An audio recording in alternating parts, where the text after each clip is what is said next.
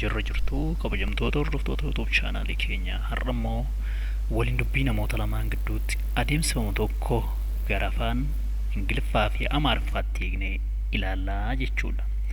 Innis akkana jedhuun eegala. Mee maqaa kee naaf himi. Mee maqaa kee naaf himi. In English, please could you tell me your name? Please could you tell me your name?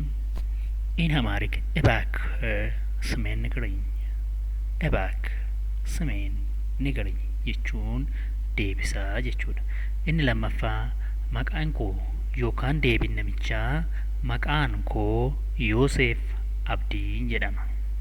My name is Yosef Abdi. In English, my name is Yosef Abdi.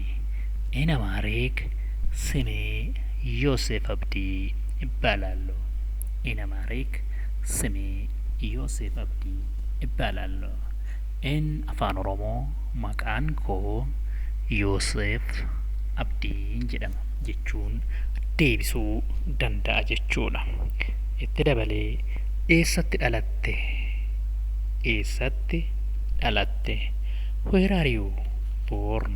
In English, where are you born? In Amharic, የት ነው የተወለድከው? In Amharic, የት ነው የተወለድከው jechuun waliin dubbatam. Itti dabaluun ati barataadha? Kutaa meeqaffaa baratta? Ati barataadha? Kutaa meeqaffaa baratta? Are you a student? In English, are you a student? How much class could you learning? How much class you are learning? In Amharic, አንተ ተማሪ ነህ? አንተ ተማሪ ነህ? ስንተኛ ክፍል ተማሪ ነህ? ስንተኛ ክፍል ተማሪ ነህ? In Afaan Oromoo, ati barataadha? Kutaa meeqaffaa baratta? Deebii eeyyin. In Afaan Oromoo, eeyyin. Kutaa shanaffaan baradha. Eeyyin. Kutaa shanaffaan baradha. In English, yes, I'm a student. I'm grade 5 student. I'm grade 5 student.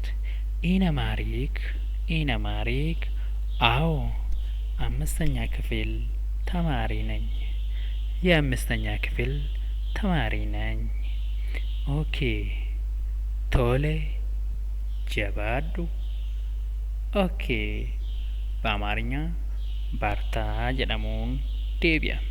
Kanumatti dabalee waliin dubbii yookaan conversation or dialogue communication Afaan Oromoo gara Ingiliffaatti akkasumas gara Amaariffaatti. Afaan Oromoo to English and Amharic.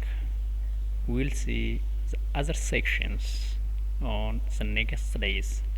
Guyyaa biraa waan wal fakkaatan qabannee isiniif dhiyaanna. Please subscribe gochuun dagatiin. Please do not forget to subscribe our channel for other videos.